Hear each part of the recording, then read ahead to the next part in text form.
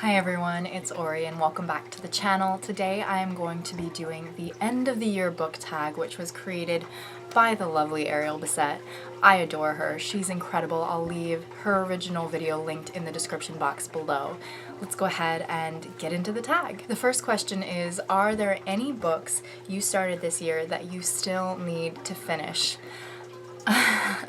To that I just laugh. I just created a whole video on books I'm currently reading. There were 7 books that I'm technically in the middle of, and I realized that I had forgotten 2. So yeah, there are 9 books that I'm in the middle of that I would like to finish reading by the end of the year, but quite honestly I don't know if I'm going to. Actually, I do know. I'm not going to get to all of them by the end of the year. So the 2 that I really want to prioritize finishing are firstly, The Hero of Ages by Brandon Sanderson. This is the 3rd book in the original Mistborn trilogy, which is a fantasy novel centering around the consumption of metals and then gaining these super abilities after you consume certain metals. The world is incredibly well developed, and by this point it's even more expansive than I could have imagined. I'm really enjoying it. I do like his writing style. It just is really long, and I'm trying to read 100 books this year, and we only have 2 months left, so I'm kind of like, I was putting it off, but I think I do actually want to finish this original trilogy up this calendar year. The other book that I want to add to that list is The Nightingale by Kristen Hanna. I started this back in the spring on audiobook. It's a story about 2 sisters during World War II being separated, coming together, being separated, coming together, a story of their friendship, their relationship. They were a little bit estranged because of events that happened early on in their life, and how the war kind of brings them together, what they can individually do to contribute to the war effort, how they try to stay safe and keep their families safe. It's a really beautiful story so far, and I don't know why I stopped listening to it. I was getting a little bit bored, I think, which sounds a little bit crazy about a war story. You'd think it would be really exciting. And I'm also typically a person who enjoys character development, so I'm really not sure what my hang-up was on this one, but I do want to finish it this year. The second question I really like, and it's, do you have an autumnal book to transition you to the end of the year? As we all know, I am in love with the season of autumn, and as I'm in Alaska, it's long gone. It's out the window. There's no more autumn. It's already snowed. So that's kind of a little bit irrelevant at this point, but I do have a book that I want to mention, which is Harry Potter and the Goblet of Fire, the illustrated edition by Jim Kay. I've been waiting for this book to come out for 2 years. It's taken 2 years since The Prisoner of Azkaban came out in this beautiful illustrated edition. I really appreciate Jim Kay's artwork. He illustrated A Monster Calls, which is my favorite book of all time. I can say that hands down. I've said it for years, and I'm sticking to my guns. So I really do think that his artwork is very atmospheric, that he really does a fantastic job of creating a mood. And the mood in the Harry Potter books is drastically different than the mood in A Monster Calls, but it is equally effective at delivering that feeling. Plus, we all love Harry Potter. Harry Potter is just nostalgic, you know, it's cozy. So I'm looking forward to using this as my transition book between autumn and winter, cozying up with a cup of cocoa by the fireplace or by my water fountain, maybe putting on my new record player, and just enjoying life, enjoying the comfort of things that we enjoyed in our youth. The third question is there a new release that you are still waiting for? The answer to this is a resounding yes. I am waiting with bated breath for The Starless Sea by Erin Morgenstern. She is the author of The Night Circus, a book that I've read multiple times. It is heavy on description, but in a way that just creates, again, such an atmosphere. It really fills the room with the sights and the smells, and I've read the first few sentences of The Starless Sea, her new book, and it sounds, I mean, her writing, it's just on another level from most people's writing. It is so excellent, and I'm really looking forward to this new story. It's a pirate story, not usually my favorite genre, but I trust her implicitly, so I'm really excited about that one coming out. It's coming out here really soon. The fourth question is, what are 3 books that you want to read before the end of the year? This question, I mean, I want to read a lot more than 3 books by the end of the year. Currently I'm at 85 and I'm trying to hit my 100 books for the year goal, so I still have 15 books that I want to get through, which I feel like is actually doable. I'm 3 books ahead, guys. That's amazing. So the 3 books that I want to prioritize are firstly Ninth House by Leigh Bardugo.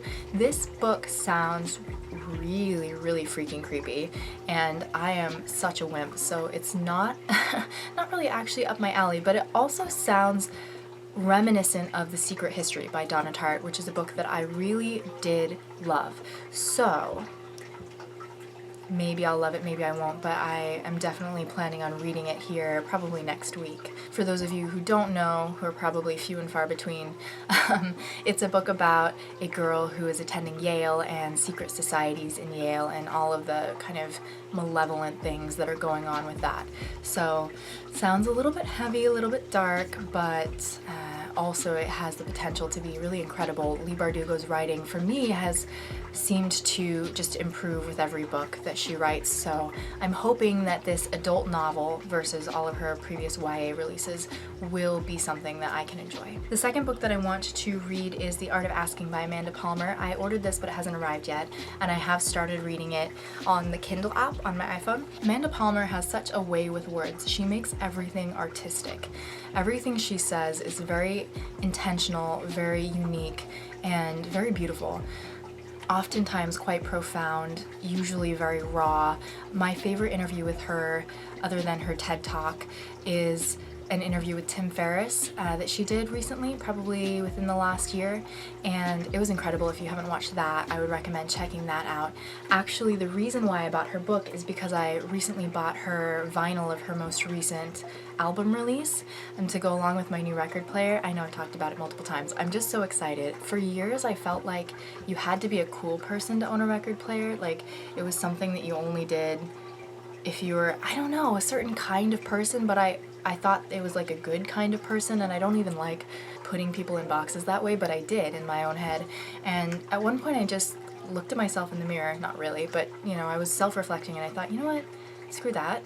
You want this thing, you think it would be a neat thing to have, you want the experience of having that more raw sound, get yourself a record player. So I did. I got myself a baby blue record player that's in a suitcase. It's one of those suitcase ones. It kind of looks like it's weathered wood, painted blue. I love it. I love it. I love it. A little bit off topic, but you know, along the same veins of art and cool things. Anyway, Amanda Palmer's book is about vulnerability, and art, and how those two kind of intermingle. And I'm really looking forward to reading that. The third book that I want to read is a graphic novel called Heartstoppers by Alice Oseman. I read Radio Silence this year, or I listened to it on audiobook, and quite enjoyed it. I gave it a 4 stars. It wasn't my favorite book of the year, but I really liked her writing style.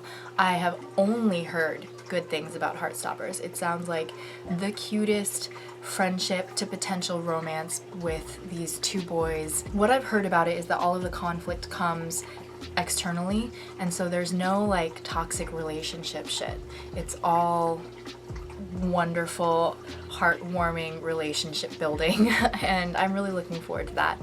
So those are the 3 books that I really intend to finish by the end of the year, other than the other ones that I've already talked about. The next question is there a book that you think could still shock you and end up becoming your favorite book of the year? And for this one, I mean, if it shocked me, then I wouldn't be guessing it right now, right? But we'll play. So I would say The Starless Sea has the potential to become my favorite book of the year because The Night Circus was so exquisite. So if any book has the potential to become my favorite, I'm going to put my bet on that one. The final question is, have you already started making reading plans for 2020? And the answer is yes. Yes, I have. I have started making reading plans for 2020. This year in 2019, I had a goal of completing 100 books over the course of the calendar year, and I think I'm going to hit it, like I said. But next year, I actually want to do something a bit different. I want to set a goal for myself to only read, it's a limiting goal, 50 books, because I would like to spend more time exploring other things. I'd like to spend more time exploring other mediums of art, as well as actually going out into the real world and doing things. on another note, I am in a master's degree program. I don't really have that much time to read, or it's hard to make that much time to read is what I should say. So I think 50 books is probably a good goal for me for next year. The other thing that I would like to take on as a challenge is to reread one of my favorite books every month. So over the course of the year, reread 12 books that I have liked, because I feel like I shouldn't reread books like it's a waste of time if I've already read them, which is absolute crap.